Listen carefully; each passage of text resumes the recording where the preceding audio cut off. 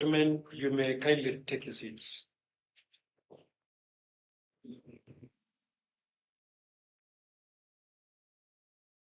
Your Excellency the President, Your Excellency the Deputy President, the Cabinet Secretary for Interior and National Administration, the outgoing chairperson and members of the National Police Service Commission, honored guests, distinguished ladies and gentlemen, good afternoon. Your Excellency, this presidential audience has been convened to facilitate the handover of the exit report by the outgoing chairperson and members of the National Police Service Commission. The outgoing members are the second cohort of commissioners to serve the National Police Service Commission since 2010, when the Constitution of Kenya was promulgated. The inclusion of this commission in the Constitution marked the culmination of findings and recommendations from several government-appointed task forces concerning the role of the police in ensuring security and upholding law and order. The Alston Report, Akiwumi Report, Waki Report, and the Ransley Report collectively recommended delinking the police from the Public Service Commission and establishing a dedicated Police Service Commission to oversee the human resource function of the police service. Sir, the chairperson of the National Police Service Commission, Mr. Eliud Kinuthia, was appointed by Your Excellency's predecessor on the 17th March 2019 for a single non-renewable term of 6 years. Mr. Eliud Kinuthia's appointment as chairperson was made alongside the appointments of the following members: Dr. Alice Otwala, CBS, Mr. John Olemoyakis, MBS, Dr. Lillian Kiamba, MBS, Mr. Eusebius K. Laibuta, MBS, NDC, Mr. Naftali K. Rono, HSC. Subsequently, Mr. Naftali K. Rono, HSC, assumed other national duties. Sir, permit me to now invite the chairperson of the Commission to make a brief summation of the highlights of the Commission's achievement during the tenure of the outgoing commissioners, and thereafter, commissioners, and hand over to Your Excellency the Commission's exit report, and thereafter hand over to Your Excellency the Commission's exit report. To Your Excellency, sir. Mr. Kinuthia.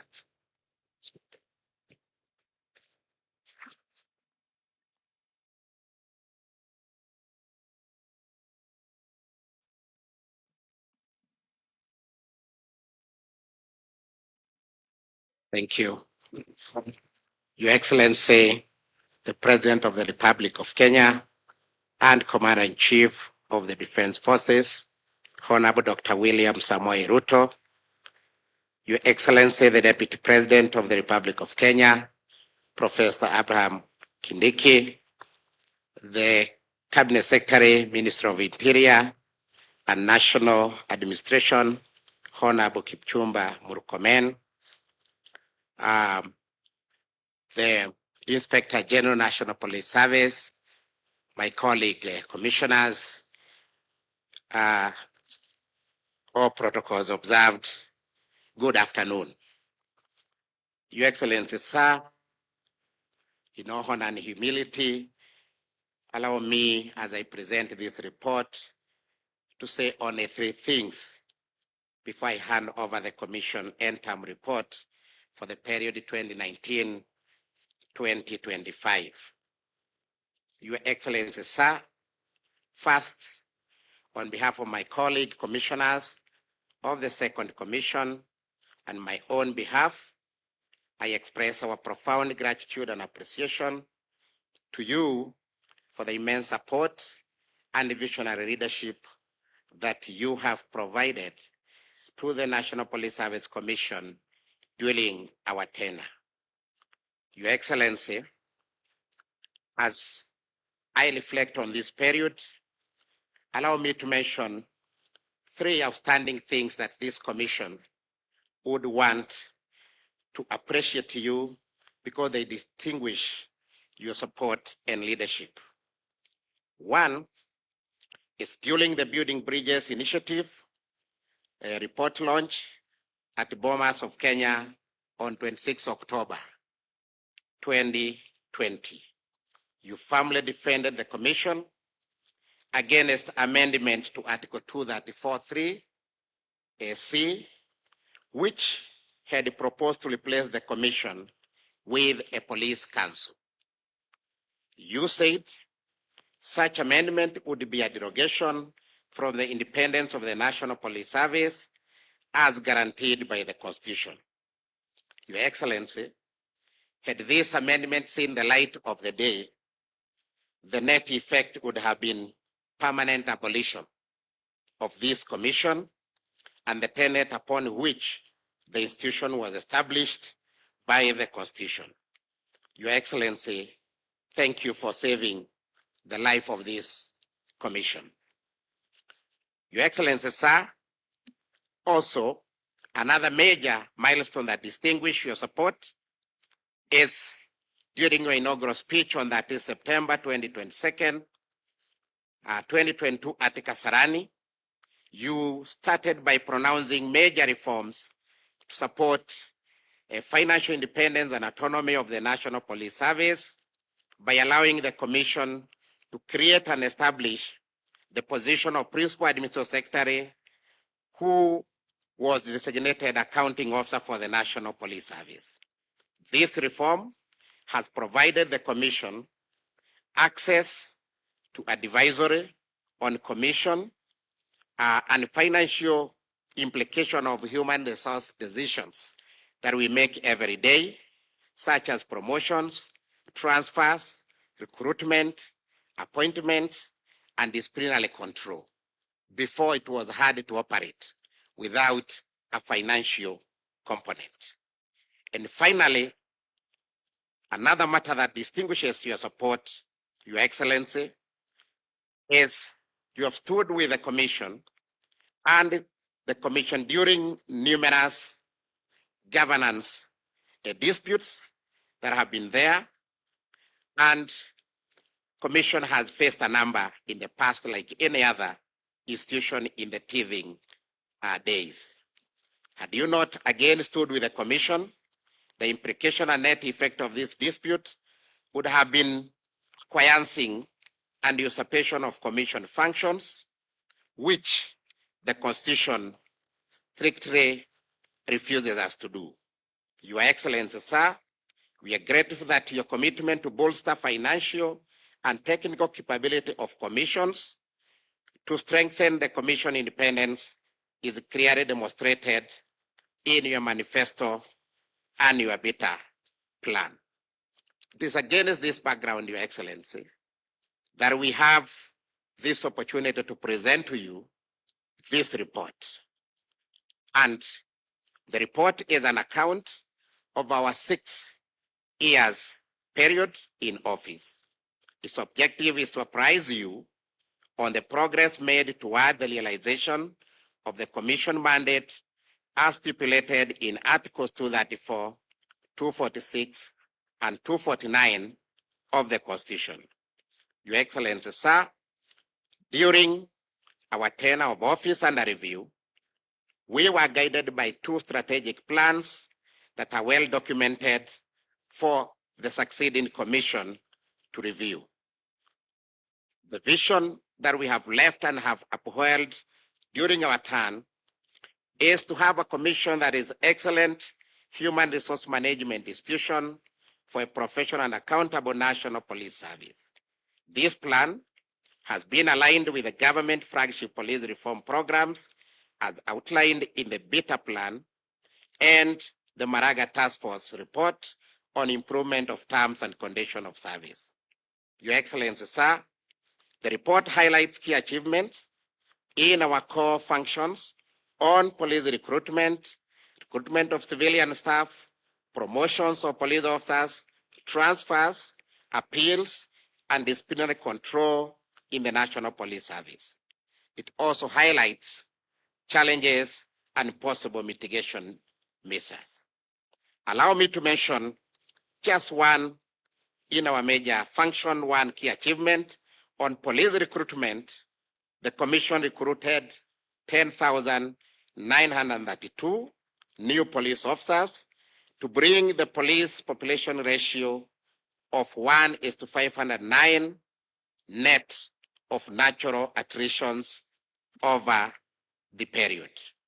Further, we recruited 1,128 civilian staff of the National Police Service to assist police officers with basically professional areas and support lines so that the officers can concentrate on securing mwananchi and the property in this country. On promotions of staff, we promoted 16,338 police officers and 1,309 civilian staff. On disciplinary control, the Commission determined 1,461 disciplinary cases and processed 724 appeals. Your Excellency, sir, on police recruitment, as we live, the Commission has designed an automated police recruitment information technology system that will reduce drastically human contact and interaction during the entire process of police recruitment. The system has mapped corruption-prone stages in the process of recruitment, such as manual shortlisting, academic document examination, medical examination, and has devised an intervention that will reduce vulnerability to corruption for youth seeking police jobs. Your Excellency, sir, this is in our effort to respond to your directive that no citizen of Kenya will sell their land, their livestock, properties, in order to get an opportunity to be enlisted in the National Police Service. Finally, Your Excellency, sir, the Commission has had an opportunity to present the police online recruitment module to the Cabinet Secretary, Minister of Interior and National Administration, and we are convinced that the online system is mission ready for application in the next police recruitment exercise.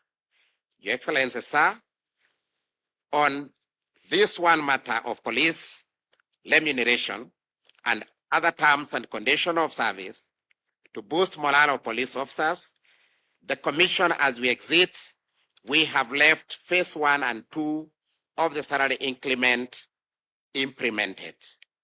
This has moved the basic salary of a police constable at entry of notch 1. Notch 1 is year 1 of a police constable, and in that rank, if the officer must serve longer, can serve up to 20 notches, which has an increment every year.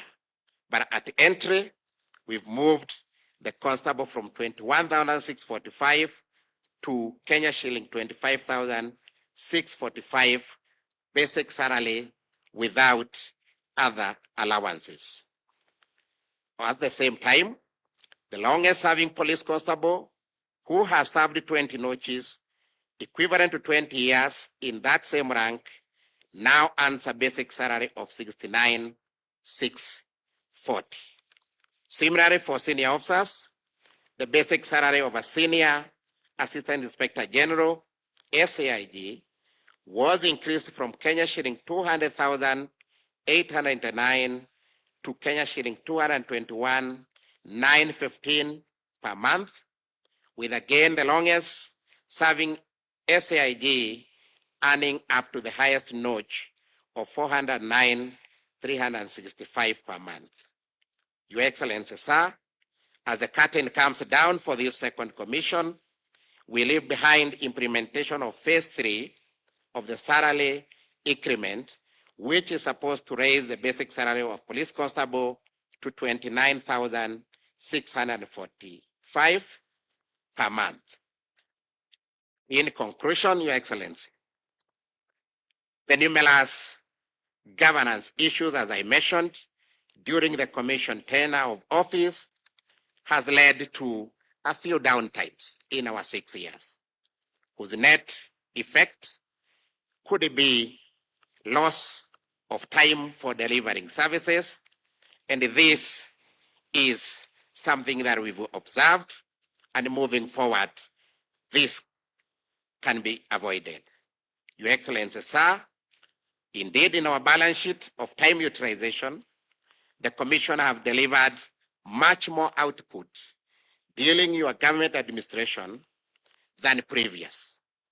This is due to your focused leadership and resolve to allow independent institutions to perform their constitutional mandate.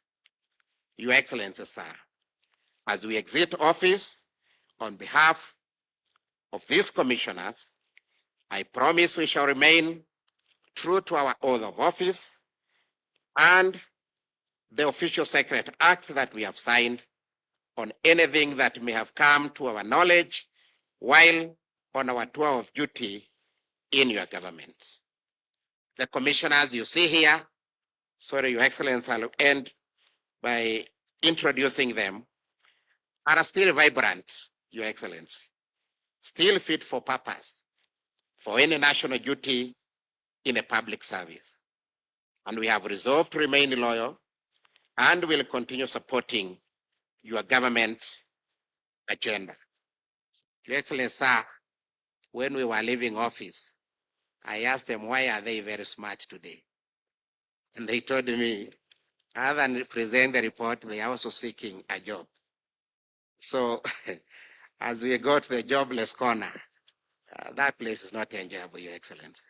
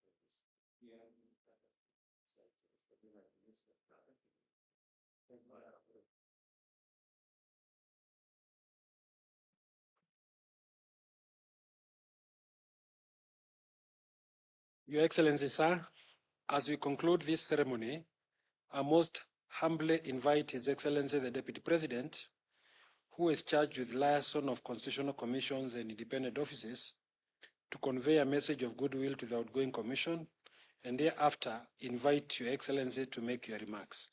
I thank Your Excellency.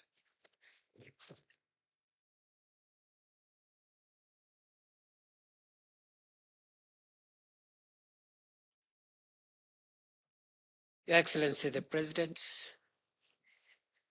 the Cabinet Secretary for Interior, National Administration, Chair and Commissioners, the leadership of the National Police Service, service commanders, distinguished guests. Mine is to congratulate the chairperson and the commissioners for a successful end of tour of duty. Starting a mission is not a guarantee of completion. So we congratulate you and wish you well in your next assignment. And the second thing, Your Excellency, I want to say before I invite you is to say how proud we are to see the transition of our institution's leadership from one administration to another, from one leadership to another, And I think today's event is a testament that our institutions are properly working and that we have come of age as a democracy. And therefore, this ceremony of the chairperson and the commissioners of the second cohort of the commission leaving office and presenting an exit report to you goes a long way in underwriting our progress as a democracy, and it shows that we've come of age. Lastly, Your Excellency, is to mention that I think this commission has grappled with very, very challenging issues of reforms in the National Police Service and also the relationship between themselves and the leadership of the command of the service. And I think they have, between the two sides, I think a lot of maturity has been shown, a lot of restraints. And I think going forward, the next commission will find it much easier to carry out its mandate without interrupting the operational space of the police service and its command. And therefore, once more, it's important we congratulate the chairperson and the commissioners, as well as the Inspector General of Police and the service commanders, for exercising great restraint, understanding, collaboration, cooperation, and whenever there have been issues, those issues have been resolved. And as a result, we look forward to implementing the task force report of the Maraga Task Force, as we also look at meeting the UN targets on police to civilian ratio. I think, as the chairperson has said, we are now at 1 to 509. The UN ratio is 1 to 450. We are not very far off, but nothing prevents us from meeting the UN standards. With those many remarks, it is now my pleasure to request that we be upstanding as I invite His Excellency the President to address us. Welcome, Mr. President.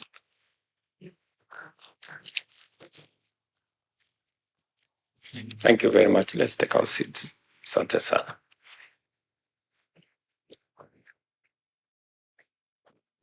Your Excellency, the Vice President, Deputy President of the Republic of Kenya, Professor Kithure Kindiki, the leadership of the National Police Service Commission, distinguished ladies and gentlemen, it's my great honor and pleasure to receive the end-term report of the Second National Police Service Commission, marking the culmination of 6 years of dedicated service in advancing the professionalism, accountability, and efficiency of the National Police Service. The work of this commission has been and remains critical in strengthening and the foundation upon which our police service operates, ensuring that our officers are well recruited, fairly and on merit promoted, and adequately supported to carry out their constitutional duty of maintaining law and order and protecting the lives and property of all within the territory of our country. As you conclude your term report, your term today, I commend your contribution, Chairman, and your team to the police reform agenda and the human resource management of our law enforcement officers. Your stewardship has yielded remarkable and undeniable improvement on recruitment processes, career progression, and discipline enforcement, and the welfare of our officers. The automation of police recruitment, as you have explained broadly, the expansion of civilian staffing to improve service delivery and to tap into professional capabilities, the determination of promotions of thousands of officers and the review of remuneration are just a few examples of your impact and your legacy. Beyond these achievements, the Commission has also played a crucial role in strengthening governance structures within the National Police Service by ensuring transparency, fairness, and accountability in decision-making.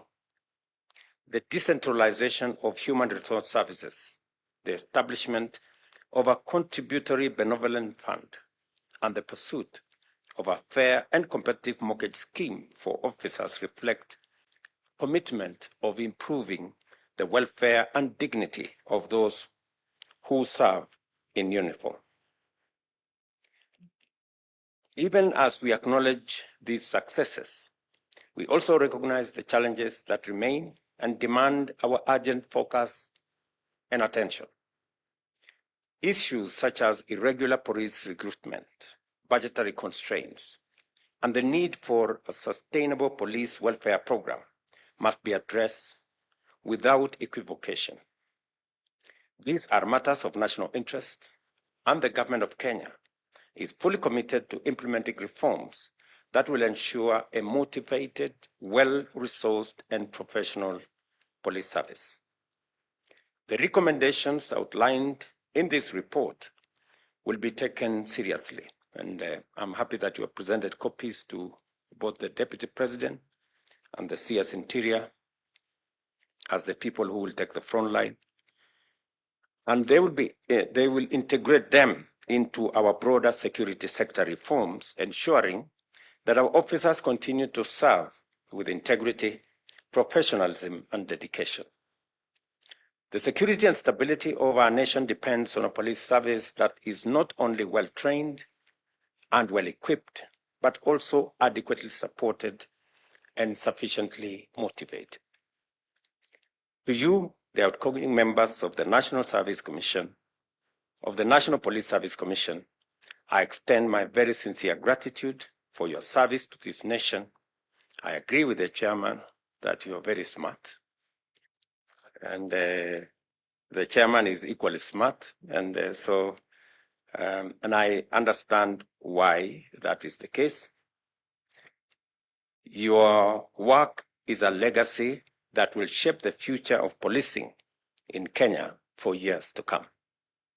As we move forward, let us reaffirm our collective commitment to a national police service that upholds the highest standard of accountability, professionalism, and fairness. Let us build upon gains made and continue striving for a police service that truly serves the people of Kenya with honor and dedication. Allow me to just say a few things that are of significance and importance. The chairman here has taken a reflection on the events that took place in Bomas. Indeed, there was an attempt at some point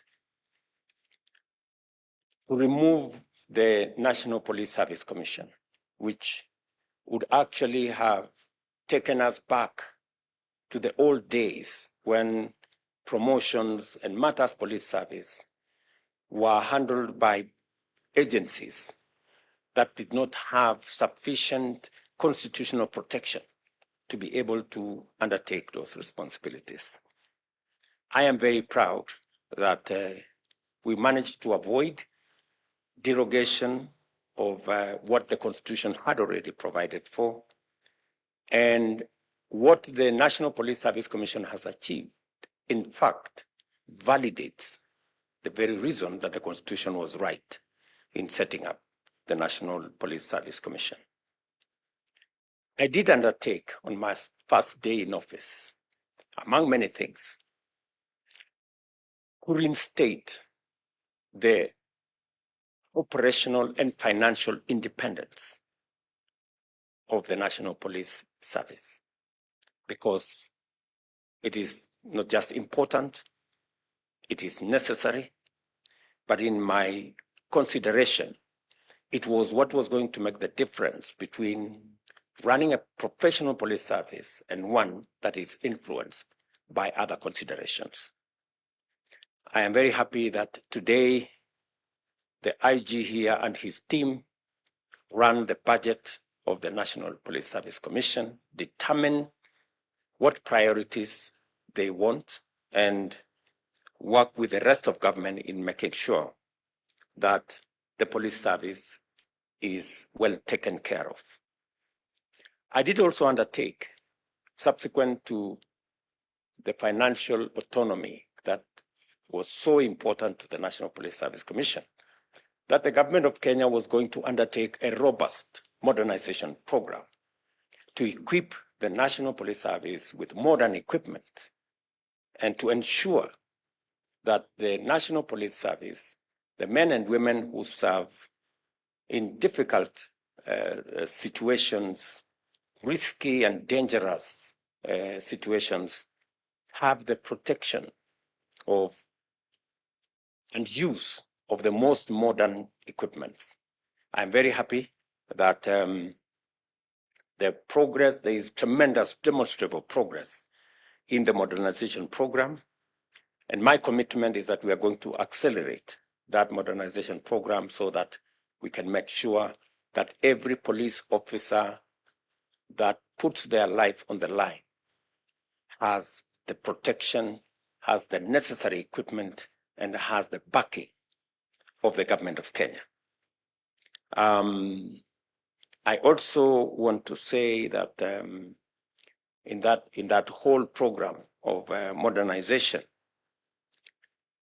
we will also be looking at police transport to make sure that we can accelerate response time for police action in different parts whenever citizens are in distress and whenever their property is at risk. The fourth issue I want to say is we undertook to look at the terms and conditions of service of our policemen and women.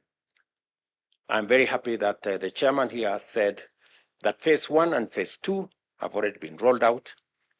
And I'm very confident that the incoming commission will work with the Ministry of Interior and the National Police Service to make sure that the remaining phases of salary increase for our policemen and women will be implemented in accordance with the timelines that we have already rolled out and that were recommended by the report of the task force that I set up.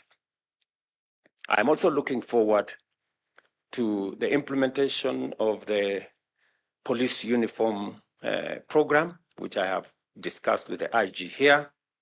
And I'm confident that going into the future, we will make the necessary budgetary provision so that all our men and women in uniform, especially our police, are kitted properly.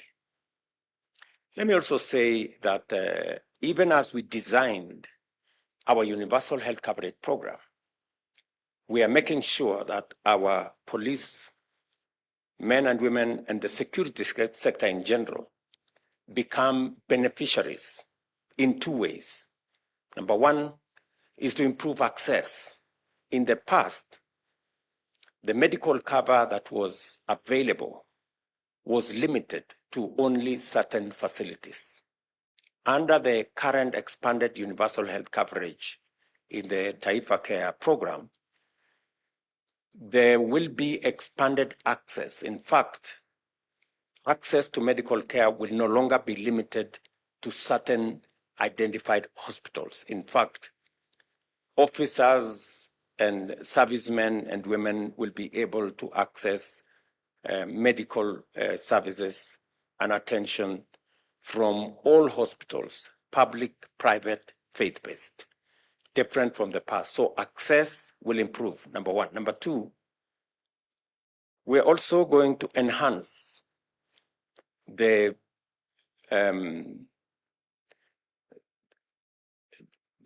service, to broaden access of different medical services. We are standardizing the whole medical scheme to make sure that while today the police service enjoy a lower facility than other public servants, under the new universal health care program, all officers on job groups that are equivalent will get the same medical facilities made available to them under the new program. And finally, as part of our housing program, we have rolled out a program on ensuring that we have institutional houses that will be funded by our housing levy resources. We have many police stations that have now been built. We are rolling out the buildings for housing for our officers across the country, and not just the police, but also the military, the prisons, and others. And under the housing program, we will be able to afford decent housing facilities for all our security men and women. So as we do it for the rest of the country, we are not leaving behind our security men and women.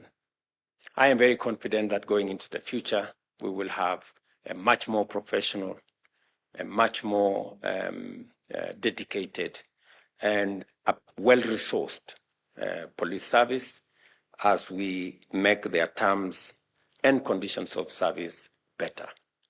It is, of course, the expectation of the people of Kenya that as we extend resources in salary, in improving housing, in improving medical care, that the people of Kenya will equally be entitled to professional service that is fair, that is world-class, and I am looking forward to the leadership of the IG and your team to make sure that the people of Kenya get what they expect of our policemen and women.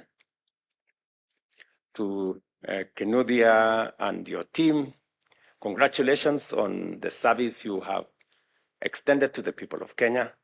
On behalf of our policemen and women, on behalf of the people and government of Kenya, I want to say asanteni sana for a job very well done. We look forward to working with you in your next calling, in your next assignments. I know you have said that you don't mind getting new assignments. I have too many young people to look after before you.